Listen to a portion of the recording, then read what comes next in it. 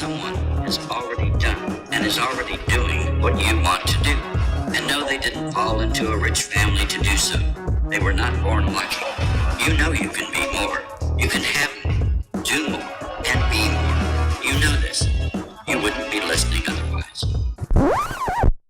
Welcome back to another episode of Key Factors Podcast Real Estate AF, and the AF stands for And Finance. And we are sponsored by Review My Mortgage, the largest index of mortgage programs in the nation, and I'm your host, Mark Jones. And on this discussion today, I brought along a friend that I want to share his journey, not from just real estate, but prior to real estate and many of the nuances that the roads he took to get into this business. You guys may know him as a customer, as a partner, as a colleague, or you may possibly know him from one of the old school viral videos that he put out. Something like this. My name is Moses Thatcher, and I'm addicted to Fiesta. I pretty much start my day at 8:30 in the morning. I got R. Kelly Fiesta remix going. I get my day pumped. I'm pretty excited about it. Mike Garza comes through. Hey, what's up, Mike? Hey, I got that for you, man. It's like clockwork. He gives me what I need. I know people are judge me, but it's kind of hard to get chicken on a stick around here. Unless it's April, it's kind of hard to believe. Why do you keep feeding into it? I mean, if he doesn't get it from me, he's going to get it from somewhere else. I mean, he's put my little girl through pre-K school, you know? Does. Without further ado, Moses Thatcher. What's up, Moses? I appreciate you having me on. Absolutely, man. I don't know if I cringe or laugh at this, but the backstory real quick is that gentleman lost his leg. That's why it says retired marathon runner. Oh, wow. He's embraced it very much, and it makes it even funnier because he does a lot of really good things with prosthetics now, and it's cool to see where he's at with That's that. awesome. But it's really funny. I didn't know that part of it. It's funny. I have to point that out all the time. Like the retired marathon runner, he has crutches. I was like, yeah, he also has one leg. My God. You can't see the one leg, but it makes sense now. Yeah, but it's funny. Well, welcome to the show.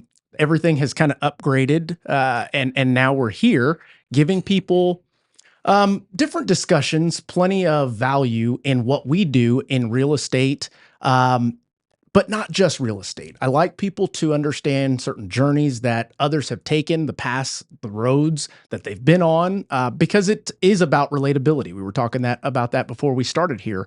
So if you could just kind of share with us who you are, the basics, and then we're just going to dive into it. Good deal, man. I've been fortunate to be in real estate for the past. Bring that mic a little closer. We got you right here. There you go. We're good. Got me? Yeah. Okay.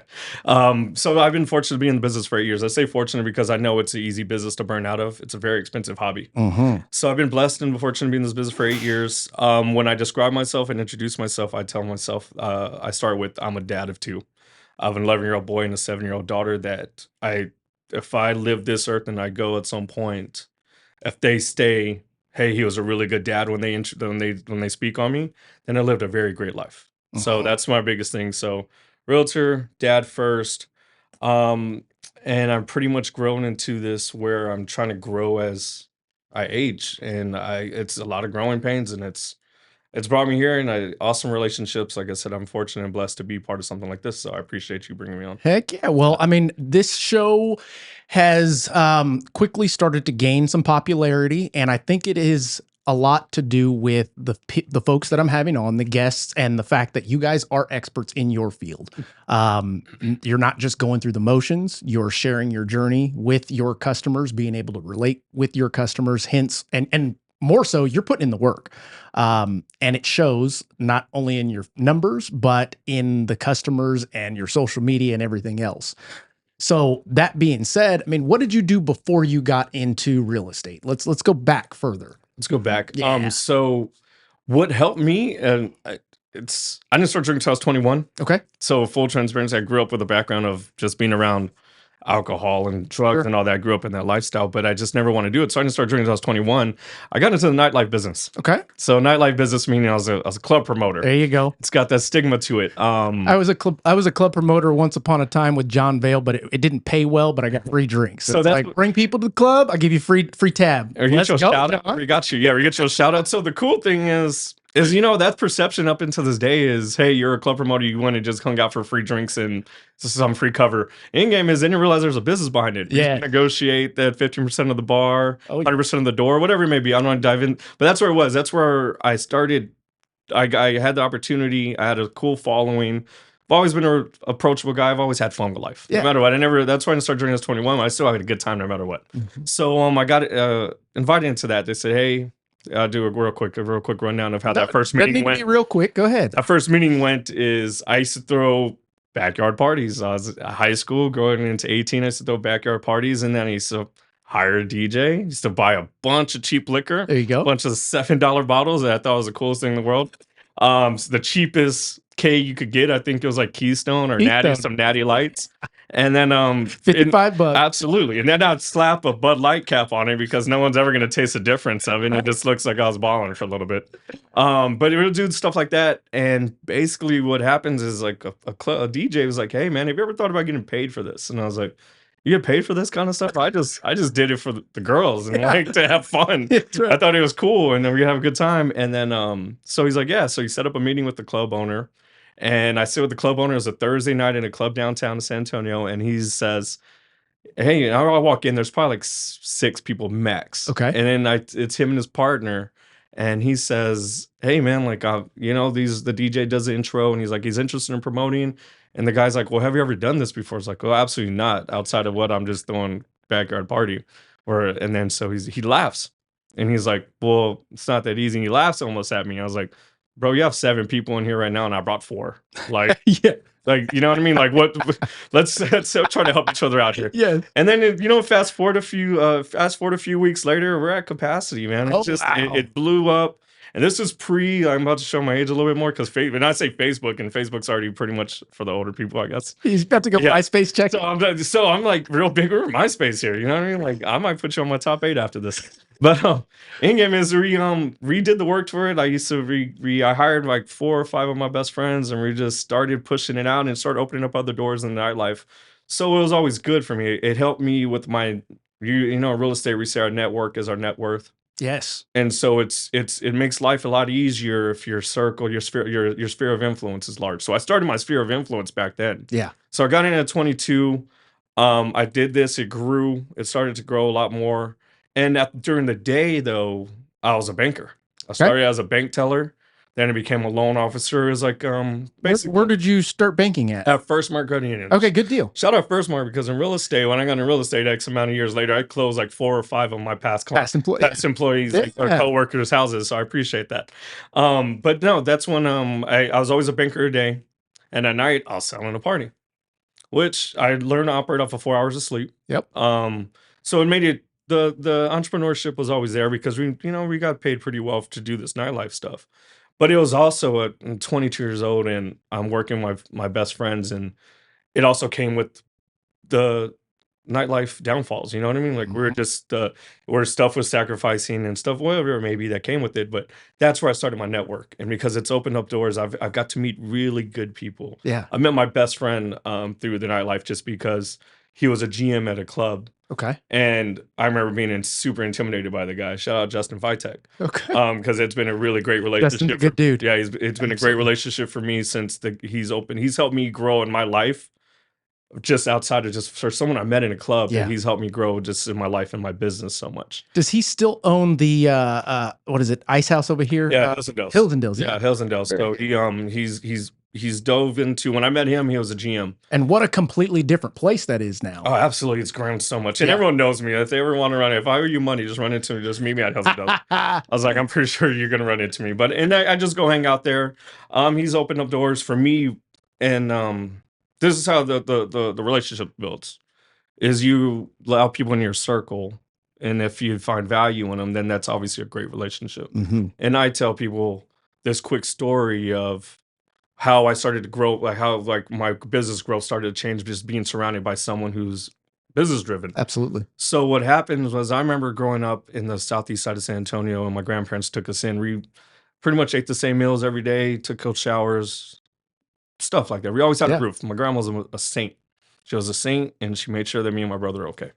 But when I was always a big sports fan. Okay. And then going to the Spurs games, and this happens at Alamo Dome, and you said the Alamo Dome, it's a football stadium. Absolutely. We used to just be happy to be in the stadium. Yeah. You used to just be happy. They transitioned to the AT&T Center or Frostbank now, Yeah. but I used to just be happy to be in the building because, hey, I'm a big fan. That's right. And then, so when I get to start to hang out when I start my relationship start to grow, Justin and I started getting closer, and he says, hey man, you want to go to the game with me? Which I thought that was weird because at the time I was always intimidated by him. And I was like, yeah, absolutely. It's Spurs game. Like, I'm going to jump at the opportunity just because I'm a big Spurs fan. Yeah. So he takes me, and we're sitting row 25. And mind you, this is the first time where I was like, oh, Dude, like, the court's this right is- there. we're right here. Like, we don't got to go up these flights of stairs. And I'm in awe. Like, I'm just like, hey, man, this is really cool. And he says, hey, like, this is normal. Mhm. This is what I usually do. And I'm like, well, shit, like, I want this to be normal for me. Right. Like, so that's what changed my perception with that, where I was like, well, now that I have my kids and that I've grown, now this is not a brag or anything. It's like, hey, this is raising expectations in my head the same way he did with me. This is normal. Now, when I take my kids somewhere to like a game, Mhm. this is normal for them because now that I want them to expect the best. Sure. And I just want that standard and expectations to be there. Not just so much like myself, who was just happy to be in the building. I want to own the building. Absolutely. Well, so I'm going to piggyback on some of this stuff that you're saying here before we transition. But number one, San Antonians, we aren't NBA fans. We are Spurs fans. Absolutely. That's why I'm a season ticket holder now, I don't know, 11, 12 years. At the end of the day, whether we're winning or losing, there's butts in the seats. Absolutely. And that says a lot about our city. It's pretty strong in that regard. Now, in regards to your upbringing and mine, very similar, dude. I've got a kid that's 7 and another kid that's 10. The sphere of influence concept, very similar in the sense that I did not have a mentor that was showing me the way. I had to seek it in others without them knowing that that's what I'm doing at first. And I believe that's kind of what you did until you were like, you know what? What are you doing? How are you doing this? Yeah. And I also came from banking, started at Chase. Actually started at the bank inside of Walmart. At that time, I was doing promoting with John Vale. I was running poker games. I was not in a fraternity, but I was associated with a fraternity. I was the guy that was helping throw parties. They were like, we got to raise money. I'm like, well, let's buy a bunch of kegs and charge head. Very similar. Yeah. And at the time I was open to company credit repair, all that jazz. But it kind of goes back to that idea of I was seeking mentorship and knowing that everybody says that you can be here. How do you get there? Absolutely. Because for me, looking outwards, I'm not seeing that as a possibility for my situation until I saw somebody that came from similar upbringings actually doing it. Absolutely. If that makes sense. No, absolutely. Because it becomes attainable. Yeah. Now you're like, hey, man, like it's attainable. So I always, and it's something I talk about. I tell my son this every day. He's super talented in basketball, but his work ethic. Yeah. And I said, hey, man, there's work ethic will trump talent any day. Yeah. So what I used to just sit and think is like, I just want to outwork you.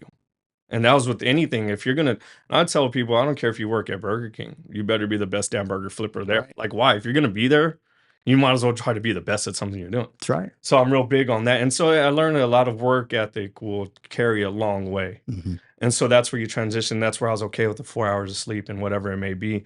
And then, like you said, like we talk about is I just wanted to do better. I just didn't know how to do it. So you not latch on, but it's more of you when you build a relationship, because you have relationships with friends that would take you completely down. Oh, absolutely. And I think it has a lot to do with what you're basing that relationship on. And as it evolves, you're trying to determine if this is someone that you should emulate, so to speak.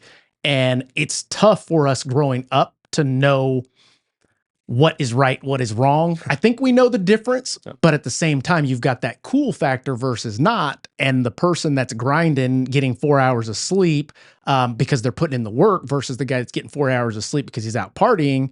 It's hard to tell the difference, especially when it happens behind the scenes, if that makes sense. No, absolutely. No, it's hard to juggle. And then it is, especially you bring in the age of social media, it makes it so much worse. Yeah.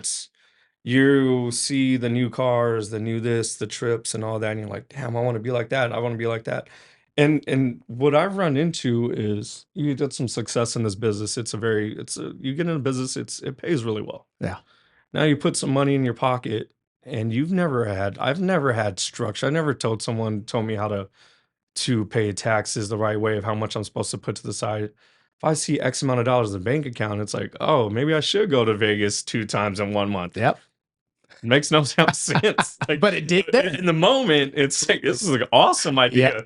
But so then you like you can't fault. I have really good conversations with another gentleman. His name's Nate Askew. Okay. Former NFL player, great guy. I consider like a brother to me. And he says, and it's easy when we see something on the news like, Allen Iverson has gone broke. Mm. And they're like, damn, how'd he do that? He made $100 million. Yeah. So you give myself or like anybody coming from like, my grandparents they raised me to their best ability. Right. They told me, hey, don't open up credit cards. Yeah. Don't everything's got to be cash. If you don't have this, don't do that. You're taught out of fear. It's financial literacy is not right. tapped into. Yes, sir. So now you give me who grew up with bare minimum, you drop, let's say, and this is not, I'm just throwing numbers. It's not a flex or anything. You drop $100,000 in an account. Yeah. And you're like, what do I do next? I should spend it. I'm rich. Yeah, I should spend it. Correct. And I'm rich. And I talked to like the gentleman, like I referenced Nate, and he says, man, he's like, bro, I was getting X amount of dollars each game. Like, I'm gonna spend it because I'm gonna go make it again in the next game. Mm-hmm. And it's a rat race we're never gonna get out of. And then it's a scary thing because you could lose it. I'll relate that. So others out there that aren't in real estate, aren't in mortgage, aren't an entrepreneur just yet, making your own paycheck, so to speak. I'm going to relate that to our tax refunds that we get every year. And we see it time and time every year like clockwork. You get a large lump sum. Within the next 15 days, it's all gone. Yep. And whatever you spent it on, you justify it however you do. Oh, I needed the new car, or my kids needed the clothes, or they needed whatever it was that you spent all the money on. Instead of every once in a while, you come across somebody that every year they put most of it away in the savings account, or they leverage it into a property, real estate, or they pay down debt instead of getting into more debt. And I think it has a lot to do with what we see, like you said, social media. Everybody's keeping up with the Joneses, so to speak. And on social media, most people, it's their own story. They just want you to see the good. Never do you see, unless you're seeing people that are bitching about stuff, and that I tune out or unfollow or what have you. But I would like to see more of the failures on social media. Oh, absolutely. Because then it paints a little bit more realistic picture for those that are following or that you're influencing to know that you're human. Yeah. This is not a scripted situation. Shit happens, and sometimes it hits the fan, Shit happens to good people. I tell people all the time. I said, shit happens to good people. I was like, just because it's easy to be like, oh, why me? Why this? Why that? I'm like, hey, man, life happens. It just happens. So that's where I related to when I got into banking. I didn't realize I needed a credit score until I was like 21. Okay. Because I was just raised off of just, hey, if you can't afford it cash, or if you go buy a house, it has to be for sale by owner. You don't want to get with banks. You don't want to do that. And if you do buy a house, you're going to need 750 credit score. You're going to need $20,000 in the bank, which is we're taught off of fear as a culture. Yes, sir. And it's not so much a fear. It's just, the message just keeps getting passed down. It's like if I tell you something, you tell JC something, the story's going to change a little bit, but it's also going to get probably a little bit worse. Yes, sir. And more elaborate. So when I got into banking, I realized how much credit score mattered, and I realized how much it wasn't taught to us. Yes. So I used to take pride in looking at a credit report and saying, hey man, like we should do a balance transfer with this. We have the 0% interest of that. Let's refinance this car or refinance this high interest credit card. We have this promo, and let's do the 20, like your credit lines. If you have a $5,000 credit line, let's not carry the 20%. I learned this stuff, and I learned it and I'm just doing it myself. And then I used to be happy to talk to my friends about it. And I believe that right there, that small nugget that you're adding is a huge nugget that helps you in business, in real estate, in life, all of the above, because you understand the bigger picture. Whereas, for example, today and age, we'll get someone that is wanting to purchase a home, but they can't afford a certain payment. So therefore they're going to not buy a home. But when you look at the credit report, you've got credit card here, you've got credit card there, installment loan for this. But yet you've got 15,000 in the bank. Instead of worrying about this mortgage payment, why not pay off these small debts that gets rid of that $200 a month, $300 a month, $150 a month? Now you've got whatever, $650 relieved in debt, and that mortgage payment is not the same as it was having that debt. Yeah. That's something that most people don't even focus on. Absolutely. And it's more of, and it's because credit could turn into a real deep pool and it gets real scary. Oh yeah. And they'll keep giving you more too. They'll give it. They'll give it. And absolutely, you live off, you'll give it. So with that, like, so when I started educating people on that, like, and I tell people real big, I know the bare minimum of what I need to know about financing. Sure.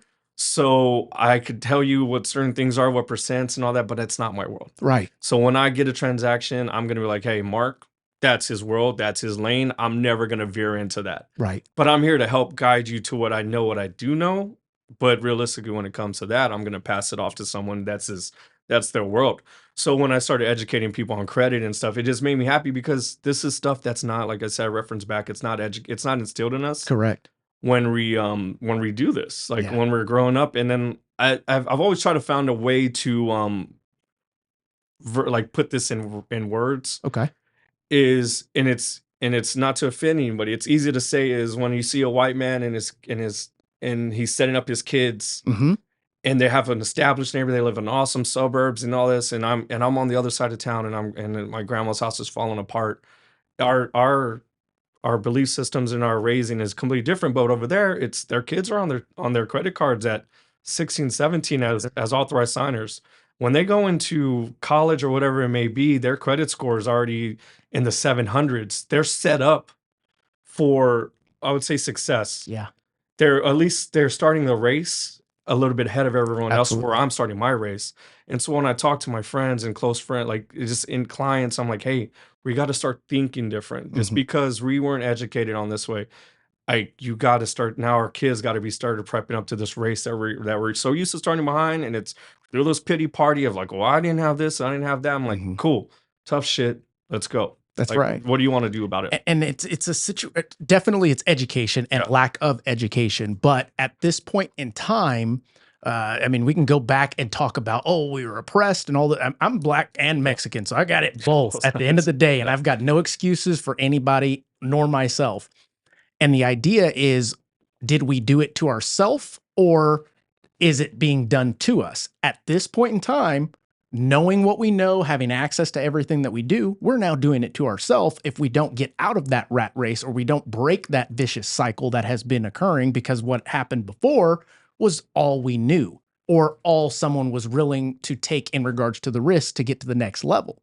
And you posted something recently that, man, it hit hard. And I'm glad that you had the confidence and goal to post that out there because there's a lot of folks that are still playing the victim role, maybe not because they want to, but because they think they have to.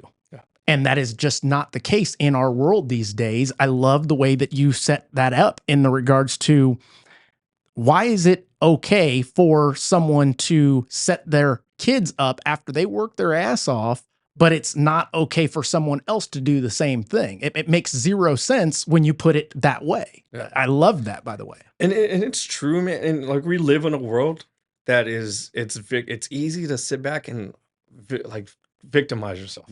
Yeah, what are you gonna do about it? Like when it comes down to it, you cried. Yep. Cool. Now what do we do? Yeah. And that's anything. Yeah. If I wrecked my car, if I whatever, it's just life is like it hit me really, kicked me in the nuts today. Yeah. Let me hurt for a day, and then the next day, the pain's still gonna be there. But are you gonna sit there and mope, or are we gonna sit there and do something about it? And that's what it comes down to. Is like it's the easy way. You could have excuses or results. That's right. And that's when you really decide, okay, I want different. And you're never too late. I praise people all the time. They're like, hey, I really want to go back to school, but I feel like I'm old. I said, look, how long does it take you to go to school? Another 3 years. I said, 3 years is coming no matter what. You might as well have your degree in 3 years. That's right. It's going to suck, but 3 years is coming no matter what. You're going to be in the same spot, or you're going to have your degree now in 3 years. It's a great way to put that. And just no matter what, life is coming, and it's not going to pause for you. Right. You know, no matter what dark, you find yourself in dark places, Mhm. and it's how do you want to get out of those dark places? Are you gonna sit here and victim, like you're gonna be a victim your whole life, or you're just gonna sit there? You have, and like I have kids. It's not just my life that I can't. If I sit in a dark corner and cry, it's not just my world that's just shut down. It's, hey, dad, what's wrong with dad? What's dad doing? What's dad doing? Like, dad, I want this. Dad, I'm hungry. Or dad, whatever it may be. You just don't control that anymore. And just like the cash situation versus the credit, they see it and think that that's how it's supposed to be. Yeah. Versus the alternative of pulling yourself up and getting back to work or whatever it is. And I believe that a lot of folks see what we post on social media and think that we don't have any woes, that we don't have any failures. And that is just not the case. Matter of fact, we probably fail more than most out there. The difference is we don't bask in our failures. We find other ways to continue moving forward with this thing called life, so to speak. Yeah. And is it because we have succeeded after failing? Is it because we've seen others succeed and we saw them fail, so we know that it is possible? I don't know, but it's something that we go through, that we turn a switch and say, I'm not going to do that anymore. Absolutely. And it's no, you do, if you keep doing the same thing over and over and you have the same results for everyone, don't Insanity, baby. Insanity. Yep. And then it's not a quick, you got to get out of your head that it's a quick get rich thing. Yeah. We live in a world where, hey, I'm gonna just make a bunch of social media posts and I'm an influencer. Like, I wouldn't influence you to freaking give me directions down the street, but you want to tell me I should take your financial advice? I went to school with you, bro. Oh my Like, God, you know, that's a good like, point. Yes. So and it comes down to that. It's more of like, I love the initiative, I love that, but it's not everything wants a quick fix, quick rich, quick thing scheme. Yeah. And I was like, hey man, like, you know, if, like I told you earlier, my biggest fear is ever having to clock in again in my life. Mhm. But I am a prideful man to where I know if God forbid if that ever happens, I'm not gonna sit here and I can't. What am I gonna do? Sit and like get into government assistance? Like, no, like I'm gonna go Uber. I'm gonna go clock in somewhere if I have to, as much as I don't want to, but I'm Right. gonna work my way back up to where I was once, where like That's I right. was there once. So it's you gotta have it in your head, and it's a mental toughness that you can't. I don't think you could teach it. You gotta want it. Right. And then being a big Spurs fan, obviously Kobe was one of our arch nemesis. Mhm. Like is the Mamba. Yes, sir. Hated everything that he did to the Spurs, but I loved everything he represented. Yes. It was never a big like, oh, you know, like, but you respect it. Amen. You got to respect it because it really is like the job's not done. Work harder, Mhm. work harder, and that's what. If you relate that to anything, then you're like, you set yourself up for a lot better than just, hey, it's gonna fall into my lap. That's right. You know what I mean? And So- nothing with that mindset is impossible. It's how long can I withstand the hurt to get to the prize at the end? And then once you get to the prize at the end, and I talked about this before, but is that enough for you? Yeah. Chances are it's not going to be. Once you've been through all of that to get to where you are, you go, you know what? I can go further. Yeah.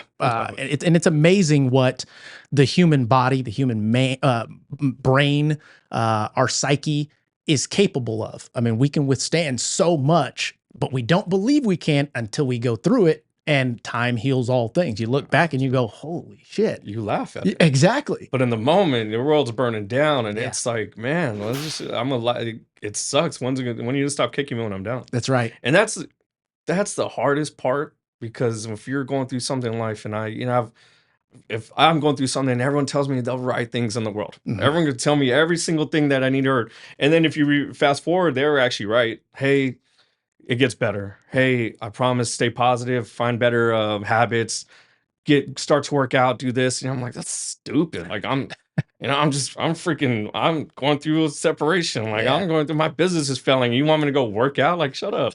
But I look back now, I'm like, you know what, man, I had to occupy my brain, and it Yeah. was all correct. And I look back now, I was like, man, life was not that bad. And it sounds crazy and it sounds kind of cliche, is when I used to laugh when I heard Biggie say, more money, more problems. Yeah. That's a real damn problem. That's a real thing. And it's not Yes, like, sir. it's because I wasn't trained mentally. Right. The more money you see, the more you spend. Yes, sir. Oh, I got a raise. That means I could afford another $400 on my auto payment. Yeah. And it's self-induced. A lot of the stuff is self-induced, and it's because you just got to properly train yourself. And a lot of times, I'm a habitual learn the hard way person. Same here, brother. I am selling school of hard knocks. habitual self-imploder of bad decisions. And I could be like, no, everything, it sounds good in the moment. I could convince myself. But in the moment, and then you look back and I was like, all right, maybe that wasn't a good idea. Now it's crazy if I go do it again. Yeah. Yeah. And I've talked to you about it like briefly, is accountability. Yes, sir. Accountability is one of the biggest things that I had to accept in the past year. Okay. Where I had to look in the mirror and say, I could have did this better. I could have did that better. And the only reason why I'm here is because me. Yeah. No one's ever on a puppet. Right. I was easily influenced or whatever it may be. I had to look in the mirror and like, hey, you're being lazy. Mm-hmm. You're being a womanizer. You're being just a habitual self-imploder. But at the same time, what you learned, and another self word, was self-awareness. Yeah. And that concept in itself is a very tough thing to understand. That goes alongside with the EQ, emotional intelligence, and knowing yourself and knowing how you're going to take certain situations, what type of person you are. Am I going to relay this to a customer, to a friend, the same way? No, I'm not. Why? Because I know them. I know that they act this way or are treated this way. And it's when selling, essentially, it's don't sell the way that you sell the way that they want to buy, essentially. So just wanted to add that little caveat in there, but keep going.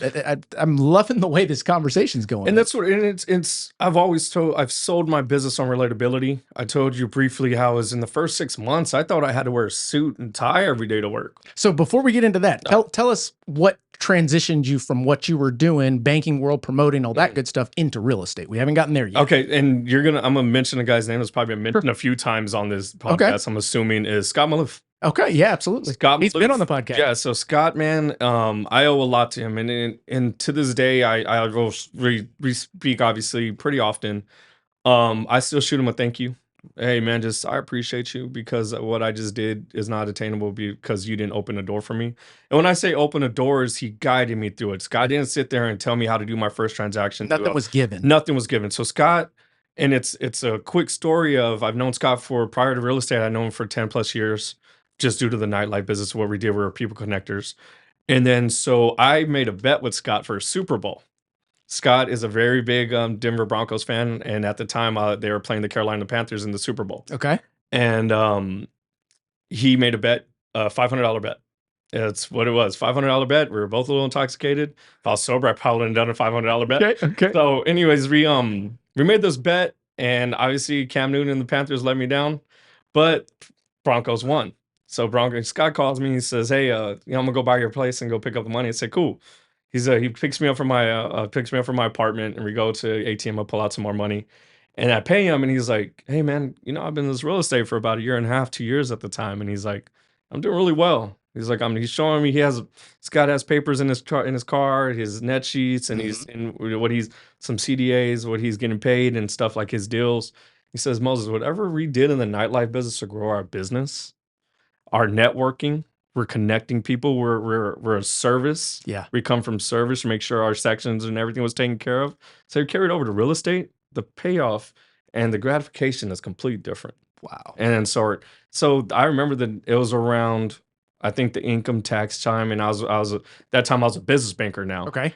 And so I remember getting I did the same thing. Wow. I was at the Bank of San Antonio. I did the business banking, miserable. Sorry, Bank of San Antonio. Fact of Best life. thing you ever did was let me go. So I did. I went and took. I think I got like a $1,800, $1,500 income tax return, and I went to the San Antonio Board of Realtors, paid for all my classes up front, and I was working from 8 to 5, and I was doing real estate classes from 6 to 10. Okay. So it kind of annoying that if you had a free schedule, what people could do in 6 weeks, it was taking me 12, and it was taking me a lot longer because I was having to do it at night, and I was having to break it all up. So I did that. So I did that for the longest time where I took his advice and I was like, you know what, man, am I really going to be a banker my whole life? Right. Am I going to be a club promoter my whole life? I'm never going to own the bank. That's right. I'm tired of y'all giving me pizza parties when you are making billions. Dude, I'm right there with you. Yeah. I saw that concept over and over. $60,000 is my ceiling while working in the bank, no matter how much I leverage, cross-sell, et cetera, et cetera. Worked hard. Yeah, and it was like, I need to switch over to something commission-based that I actually get paid for my efforts.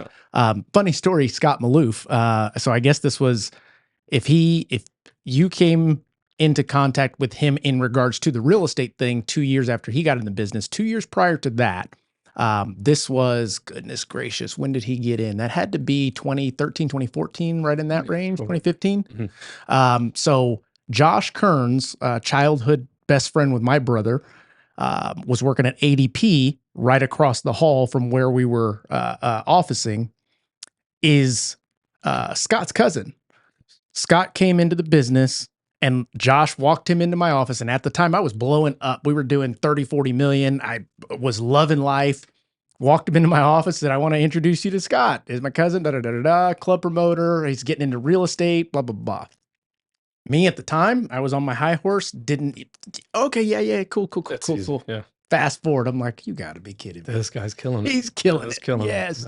And it's where it goes relationships. Yeah. And it goes relationships without Scott having a conversation with me. I chalk it up as a joke to losing a bet. Without Scott coming from contribution and leading with, hey, man, he wants to see me do better. If he doesn't have those conversations with me, I don't sell $50 million in real estate. That's right. I don't help 300 plus clients accomplish their real estate goals. Right. And that's what it comes down to, is the bigger picture. Is you may not always seem like someone has the best interest. Oh, Scott just talks to me. He's just telling everybody this. Right. But in game is he came from contribution. He's like, yeah, I think I want you to do better. I want you to do better. And in game is like, Scott's obviously killing it, but my clients don't get, like, some of my best friends and some of my clients don't get to experience their real estate goals if he doesn't transition me into that world. Yeah. You know what I mean? And I so do. that's where it's crazy when you look back at the scheme of things. I'm like, damn, this doesn't happen without that relationship. It kind of puts things in perspective. And a good friend of mine, Jeff Alfors, part owner in Mark Motors out in Bernie, shout out, taught me this concept of making deposits. And it's not talking about money. You're talking about people. You make deposits into people all throughout your life. And if you make enough deposits, you'll get what you want in life. When it's time to start making those withdrawals, you make the withdrawals, but until then, you just make deposits, baby. Just keep making deposits into people. And I love that concept. Still use it to this day. Hey, you gotta be a people connector, and you gotta look out. Like, what's helped me is one of my clients managed a auto collision center. And she had hosted I think it was a yearly thing they do. They bring in, they cater the food and everything. Okay.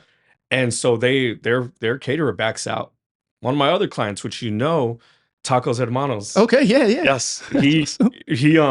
I know my other client owns a food truck and he does this kind of stuff. You bring them together and they're both forever grateful. Wow. Because, hey man, I appreciate it. He worked out perfect. Our office got fed. And we appreciate that. And they appreciate that kind of stuff because. And the great part about that is you didn't expect or want anything out of that. You probably didn't know it at the time, but I'm a connector. I'm adding value to people's lives any way that I can.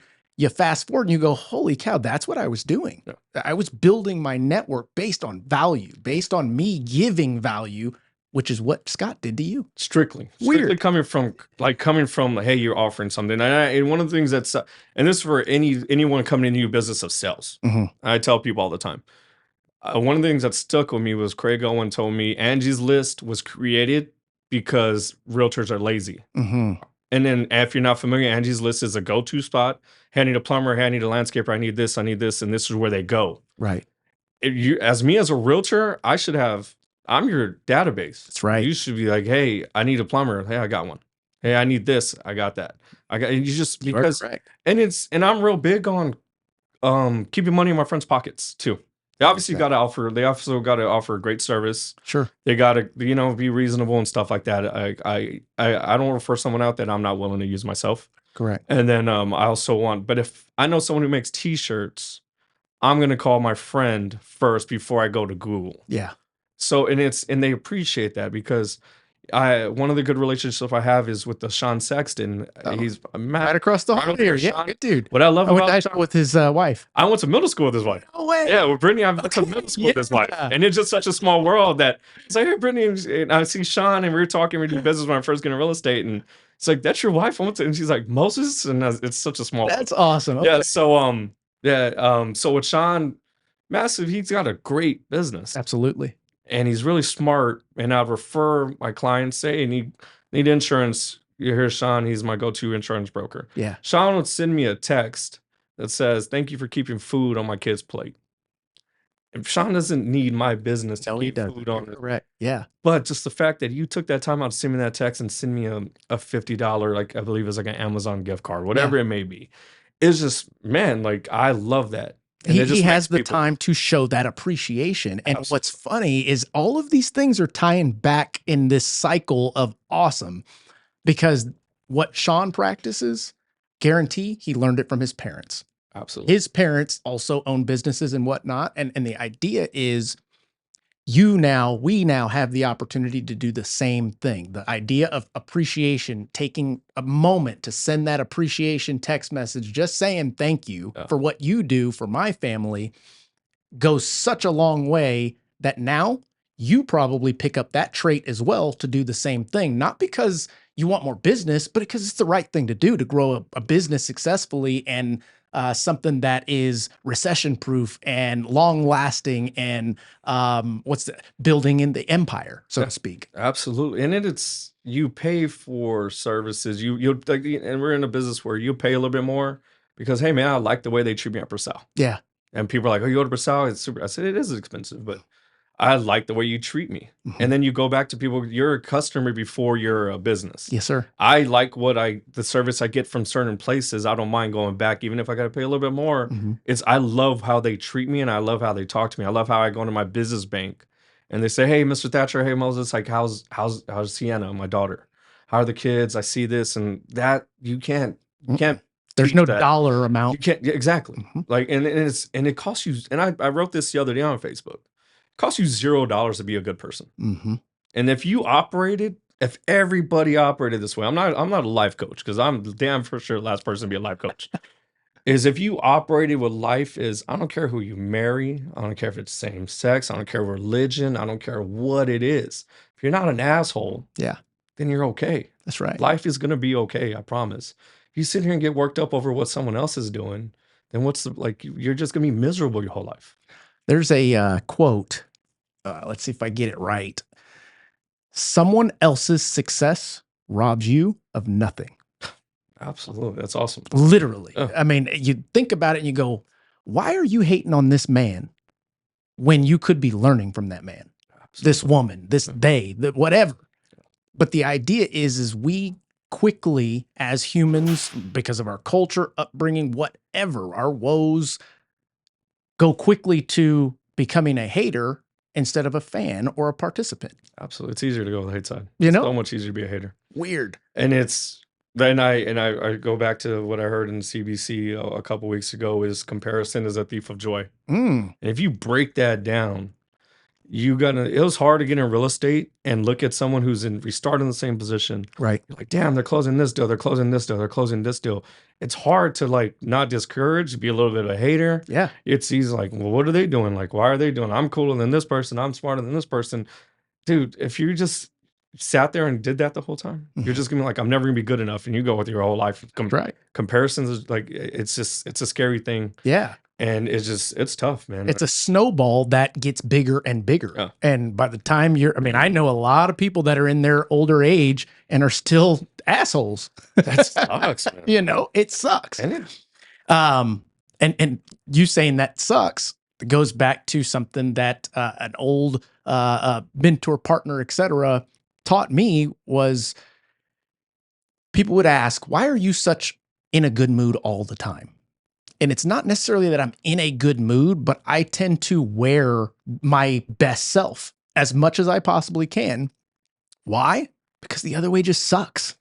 Simple. You want to go through life being this complainer, everything's happening to me, et cetera, et cetera. Woe is this. Or you can put that smile on and get through the same day. Matter of fact, my son, time to clean your room.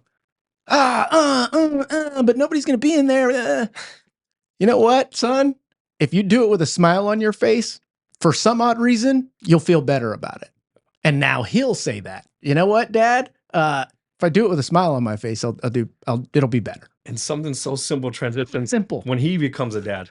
I It's pray. tad bits like stuff like that Yeah. that makes a huge difference. I coach my son's basketball team, Okay. and I love it because I remember when as a kid when my dad would coach us, he took the fun out of it. My man would take the fun out of a theme park. That was my dad. He would take the fun out of the theme park. I'm telling you, it ruined it. Like, come on. Yes. And so I when I coach my son's team, it's a lot of stuff that I take from real estate I carry over to them, and I look at them. They started coaching them at 9, now they're 11, and it's hey, and I get mad at him, and he's like, hey, where's your uniform top?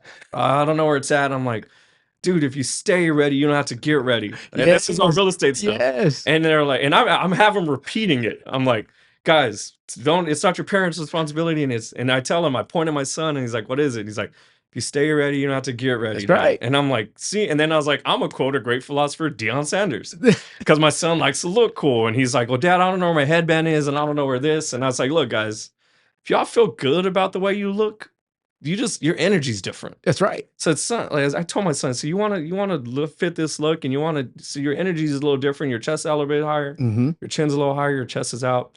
I said, if you feel good, guys, and this is what life, you feel good, you play good, they pay good. That's right. Like, I like that. I've never heard that. That's Deion, damn good. So Deion says it's an energy thing. I always went by if you study how you get high grades, but that didn't apply for some reason. This is pretty much the same thing. We're good. So yeah, that's what I tell him. I said, hey man, like you want to be this, you're growing, you want to be this boy, you want to be the coolest kid out here. I said, you're fortunate, you're blessed to have a dad. You know, like, okay, we could get you some cool shoes every so often. But you got to start taking care of this shit. That's right. We're going to clean them now, and we're going to resell them. That's right. Or we're going to donate them. Like, teaching him that concept so young is going to go so far. And you know what? I think back, because you mentioned your dad and coaching. I wonder if back then, because I look back at it and I'm like, man, all the players freaking love my dad. I wonder if it was just me. It's the same concept. It's like, hey, why are you such an ass? I laugh all the time. Shout out, Pops. Yeah, I laugh all the time because my dad's still the same man. A lot softer now. So much exactly softer. Even with my kids, I'm like, when the hell was this? I was like, man, when the hell is this? So, he's still the same though, because he'll go to we go watch my son play baseball, and the umpire's turning at him and telling him like, hey man, I'm not doing this shit. I'm talking about we're 3 pitches into a game, and he's like, I'm not doing this. So you're gonna keep talking. You're in out here. I was like, Pops, you got it. Like, but awesome. It's still the same. So I respect the older generation because there's nothing that's gonna change him. I was like, I respect it, but he's a lot softer now. So that's what's cool to see. Yeah, my dad actually says the same thing. I mean, I'm already 50 something years old. I'm not gonna change at this point. I'm like, okay, but you could. Yeah, absolutely. But you could. Yeah, it's not the end of the world. We're gonna do this. So the world's changing. You kind of got to adapt a little bit. So yeah. So okay, so got into the real estate thing, man. I tell you what, JC, how long have we gone through this? 48 minutes. Okay, we're good. We're good. So tying it back to real estate, and I'm loving your journey, man. I'm telling you, very similar upbringing, very similar. A lot of attributes within your life that you've experienced, etc.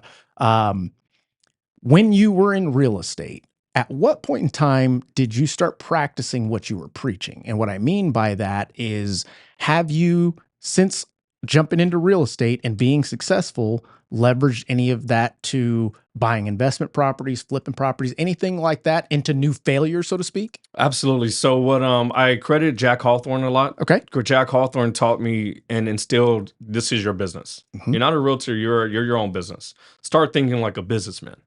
So when I say, for example, like I like sneakers, so we'll get on the app, we'll try to get the sneakers when they drop. So if you worked at Foot Locker, what do you use, the Goat app? No, Sneaker app. Okay. Sneaker app. So Goat is, I try not to pay over market value. Hey, I'm still trying to. Oh, you got money. Okay. No, I'm just kidding. So no, and it's sad because it keeps a log of all the ones that you've purchased. You're like, damn. I go through my closet. I'm like, dude, I forgot to add these. So when it comes to someone related it to me is, hey, you like sneakers? So if you worked at Foot Locker, you have access to the newest Nikes and Jordans before the streets have them. Wow. You're in real estate, you have access to the best deals before we put them on the market. It's true. So you got to think now, when I first got into real estate, if someone approached me and said, hey, I inherited this property, I just want to sell it. Mm-hmm. I don't care. I just want to make $50,000 off it. I don't want nothing to do with it. Let's go. And I'm like, oh, cool. Like I could put this on the market right now, make a quick 3% commission, and we'll walk away with like $1,000 I was never going to have anyways, whatever it may be. But now when he trained me, so Jack's like, hey man, we got the best access to the best deals. And so now what we do is when we see these deals now, the very first deal is one of my very first flip. Okay. I had a really good deal. I helped my client. It was a middle school friend actually. And so I remember playing this house in middle school. The mom moved out and everything already. So it's still he's still occupying the house with his family. Okay. Says, hey man, we need something bigger. Got him into a house. Mom calls me and says, hey Moses, now that the house is empty, I don't know what to do with it. House needed a lot of work. Yeah. And it's full transparency. I tell them and say, hey, if you hit this house up to par, we do a market analysis, you could resell it for 190. At that time, that was when prices were a lot more affordable. Sure. So she says, hey, I don't got $40,000 to put into this. Right. So I'm like, okay. So I don't have the 40K either, but I've learned by meeting the right people, I could go get a hard money loan. Right. Leverage. I used a hard money loan, OPM, other people's money. First. That's right. Other people's money is what I did. So I was like, but I don't know anything about it. Sure. I knew what it was. I knew I knew what the product was. I know nothing about it. Anthony White, awesome realtor, good dude. I say, hey, Anthony, I know you're flipping. I don't know anything about this, but I got this deal, got the contractor. I know how much it's going to cost. I don't know what I'm doing. Would you like to go 50-50 with me? Smart move. And he says, what do you mean? I said, I got the deal. I got everything. I just don't know how to go get a hard money. I don't know where to start for hard money lenders. You obviously know this. 50-50. And he says, absolutely. And I'm going to tell you what's cool about this whole thing is we did it all off of a handshake. That's awesome. So all of a handshake. So we do this, introduces me to Moses. I'm not going to do this for you though. So I was like, okay. So it was a lot of growing pains. And then so he shows me how to get a hard As it should be. Absolutely. It should be. Nothing that should ever be like, if it's that easy, then I'm like, oh, this is because when you hit some stuff, I'm like, oh damn, I didn't expect this. That's right. So I learned a lot of it. So he puts me in contact, we do it, we get the hard money, shows me what draws are, how to hire contractors, how to get permits. Permits is a big deal. Man, flipping. Don't do anything in shirts. In general, man, do you do anything without a permit, man? You don't blink without a permit. They'll put a stop work order on you quick. Yeah. So I did that. He guided me he pointed me in the right direction. I did the legwork and we had some fun with it. He showed me how to do it. So I leveraged out. I think he made, and put numbers out there, I think he probably made like $20,000 off of me. Could have been greedy. Sure. And said, hey, I want all the 45 or 50,000. But note to self, you could have been greedy also. Absolutely. And not gone into that deal the way that you did. And I think it's super forward thinking of you. And it shows a lot about your character. It shows a lot about the drive and what, number one, well, that's actually number three, but you knew that this wasn't going to be your last one regardless. Absolutely. And a lot of folks tend to go, oh man, my first flip, I only made $5,000, or my first flip, I lost 10 grand. Okay. Or you can go pay for an education that's 40, and how much are you really going to use that? Yeah, absolutely. So why not take this as a learning situation and get your ass up and do it again? Yeah, and that's why I treated it as. I was like, hey, I might as well. I want someone, if I'm going to learn from somebody, I don't want someone standing next to me. I want the person who I'm trying to follow. That's trying right. to emulate. And then you gave value. Absolutely. 50%. Boom. Hey, and just off the bat, it's not negotiable. So I told him, hey, I know your time is money.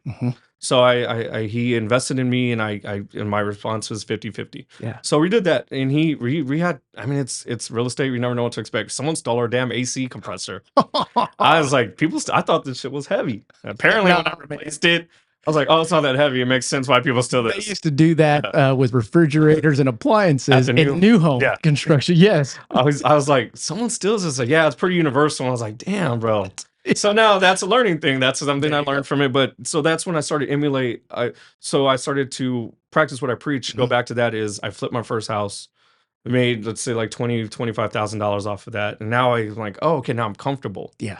And now I know what to do. And thank you to Anthony. And to this day, I could still call Anthony and be like, hey, man, I advise. Right. So I started doing that. And the biggest flip that I ever did was one of my clients was, this is where money started. Now I get comfortable. Anthony and I split the expenses and all that. This one, hey, I got some money in the bank. Now I could go get my own hard money because of his guidance. Correct. We did that. So we bought one for 55, put in 65 at the peak of the pandemic. Oh man. Scary as shit. And then because one day my roofers got the sniffles, I'm like, hey, everyone go home.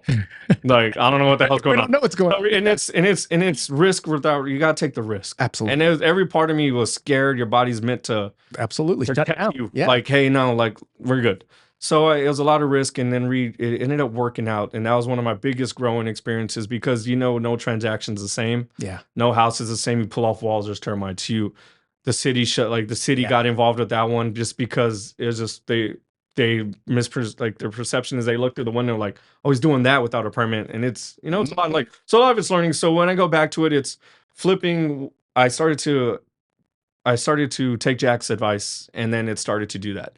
Now I'll tell you where it started to mess up me was I didn't use the money I was making to invest in more real estate. Okay. And that's the mistake I'll never do again now. Sure. I looked at it as, I netted this. Now I can do those trips to Vegas when I woke up one day. Yeah. But at the same time, it's also those levels. Like Mick Mills said, there's levels to this shit. Yeah. And when you hit the new level, you think that is where it's at, where it's going to stay. But then you quickly realize that you've got to keep doing this. Whatever it is that you set your mind out and your hard work and your efforts and the risks that you take, you can't stop there or else it stops. Yeah. And absolutely. And it'll go away just as fast as you did it. It goes just as fast. Yeah. So that's what now we're going into is, hey, now we got investments. We got to start holding them.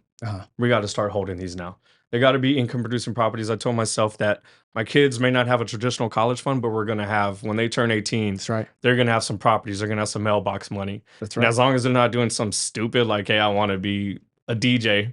I'm like, hey, no offense to the DJs out there. No offense, DJs. Yeah, I love all y'all.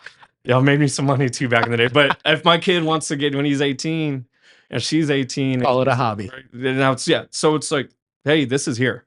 Mm-hmm. You want to sell it? Do you want to keep collecting this check? This is how we built this. And it's, what do you want to do with it? Let's go. Right. Instead of, hey, I've been putting $100 every month for your college fund or whatever it may be. I want to just start building generational wealth now. Absolutely. And that's where I try to, I've had a client, I'll make it quick, I had a client, I sold their 900 square foot house. I sold it to them and they're like, hey, and they did an addition and everything, like, hey, we're just outgrowing it. Yeah. So we want to sell and go to our forever home. Sold it for them. They went into their forever home. They're like, hey, Moses, throughout our conversations, how do we get into rental properties? I said, oh, okay, they got some money put away for a down payment again. So I have a client who absolutely is going through a bad time in their life and they need to sell it. Yeah. Great investment property. So I said, hey, if you're interested, I could get you with my lender. We'll see if we get you approved. And they got approved. They bought a rental property. And now they thought their forever home and now they have their rental property. Right. And now what happens next is they're driving by and Priscilla's, I love her enthusiasm because we're helping her work still to this day. She says, Moses, I know you don't want to do this, but I thought we had found our forever home, but I found this house and I think I really like it. And so, but the house was large house, beautiful house. Sure. Great. But it needed foundation work. It just needed work. And I was like, man, you could go hard money and it's going to cost some money and so forth. And we got real creative, a 203K FHA, right? 203K FHA. What is that? FHA rehab loan. What is that? 203K. Okay, so 203K. Because a normal FHA is going to be your 203B. Okay, so 203K FHA. Didn't know anything about it. Got them in contact with the lender. And then they redid all the legwork. Now they're in their real forever home. Yeah. So their previous forever home. And I'm just like, I remember I teared up because I was like, dude, y'all just did what we talked about and y'all did what y'all supposed to. That's right. Now you got this house with a ton of equity. That's your forever home for your growing family. You got one rental property and now we're working with them to get their first flip. Wow. So I'm just like, and that's where relationships come into play. And I appreciate them always trusting me for real estate needs. But I like being that mentor too to other people. I tell people in real estate, I want to be a lighthouse. I like that. You want to be a lighthouse? And light. Yeah. And they're like, what does that mean? I said, when you're lost, you know what the hell you're doing. I'm okay with taking a phone call. If you keep depositing, like you said, you're just going to, I'm believing it's going to come back in good karma some way. So I think that's what I try to do when it comes to business is keep be a giver, and not so much a taker. Absolutely. And there's going to be assholes that take advantage of it and they just or take it for granted. And then but it is what it is. And I feel like those people, you can't necessarily avoid them every time. You can see writing on the wall with certain things, but you're not going to change who you are and what you do with people or for people because of one person or one bad experience that you have, because that will change your entire philosophy. And that's not what it's about. Additionally, as far as the flips go, all of our flips for the most part were, I'm not going to say backdoor deals, but they were deals that were not on the market at all. They were friends of friends that heard that we were doing this. And that's how we were able to get a deal to be able to make a profit. There's a lot of folks out there that want to get into flipping, and then they go to a realtor and say, hey, can you find me a house to flip? Yeah. If it's on the MLS, you're not making no money, right?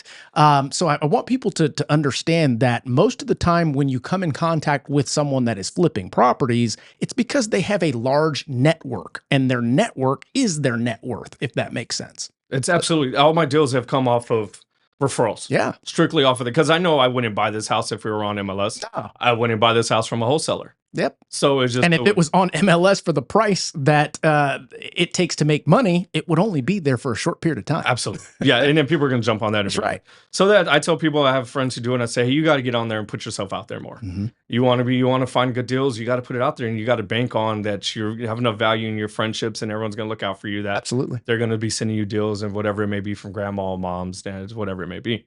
So it's real big on the network is your net worth. So love that. Moses, dude, I think we're probably at an hour or so. We're there. So there's plenty more to talk about. I don't even think we got into a lot that we intended to. So I definitely want to have you back so we can have a part 2 of this. Absolutely. I think the conversation just kind of vibes, and I love it. That being said, before we close this off, is there anything out there that you would tell our listeners? And right now we're about, I don't know, 6,400 or so subscribers. Finally, yeah. Nice. Is there anything that you would tell them that could help them? Maybe it's for realtors, maybe it's for brokers, maybe it's for buyers, maybe it's for lenders. It doesn't, maybe entrepreneurs. Is there anything out there that you would want to let them know? Honestly, do everything with the right intentions. Do everything with the right intentions, and I promise you'll pay for it. Don't ever think you're too old to grow. I like that. It's people there. It's you didn't change. No, you're growing. Mm-hmm. I'm 36, and I'm realizing that I had a lot of growing up to do when it comes to everything. Do everything with the right intentions, and I promise the business will come to you. Absolutely. Just come from contribution, and it's going to come back. Boom. Moses, we didn't get into it, but how long you been sober now? I'm going on 7 months, brother. Boom. Yeah. That's good stuff, man. That's a tough task for anybody, except for the Mormons. Of course. But that hats off to you, and keep going on that journey. Absolutely. In addition, we're going to be having Moses back to finish this off because we didn't even get into the sobriety conversation and why he decided to do that. There's plenty more to talk about within this. But that being the case, guys, I believe that there was plenty of key factors within this discussion that you can pull from and implement in what you do, whether you're a realtor, a lender, an entrepreneur, somebody that's still punching a clock. Maybe you're not a homeowner. Maybe you are a homeowner. Plenty of these little discussions that we've had can help you get that journey further down the road. And that is the overall goal with this. So if you are getting something out of these conversations, please make sure to like, subscribe, share with a friend, because you never know who actually needs this stuff. That being the case, Moses, thank you for part 1 of this great discussion. And ladies, gentlemen, they, them, all of you guys out there, we will catch you on the next one. Lamborghini. Here, my Lamborghini here.